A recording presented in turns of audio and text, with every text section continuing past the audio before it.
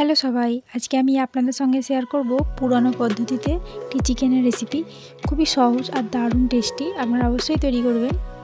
এখানে আমি পেঁয়াজ নিয়েছি 2টি, পরিমাণ মতো আদা আর রসুনের টুকরো আর একটি টমেটো নিয়ে নিলাম। নিয়ে খুব ভালোভাবে পেস্ট বানিয়ে নেব।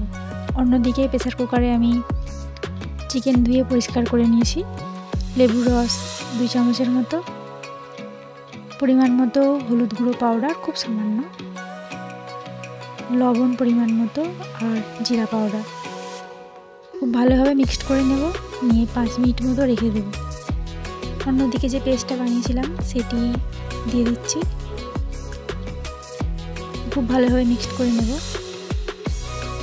তেল খুব অল্প পরিমাণ দিয়ে দিলাম, দিয়ে ঢাকা দিয়ে একটি সিটি দিয়ে নামিয়ে নেব। এবার আমি অন্যদিকে নিয়ে নিচ্ছি 5 ফোড়ন, মৌরি পাউডার, গরম মশলা আর জিরা পাউডার। কড়াইতে তেল নিয়ে নিলাম, তেল গরম হয়ে এসেছে, গোটা জিরা ফোড়ন দিয়ে দিলাম, শুকনো লঙ্কা দিয়ে দিলাম, হালকা নেড়ে চেড়ে পাউডারগুলো দিয়ে দিলাম। আঁচ এখানে আমি আস্তে রেখেছি। এবার চিকেন হয়ে গেছে, সেটি আস্তে আস্তে ঢেলে দেব।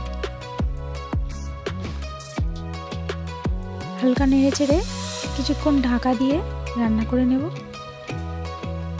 রেসিপি এখন একদম রেডি, আপনারা অবশ্যই তৈরি করবেন। দারুণ খেতে, আপনারা তৈরি করলে তবেই বুঝতে পারবেন। আমার চ্যানেলটি সাবস্ক্রাইব করবেন। ভালো থাকবেন, ধন্যবাদ।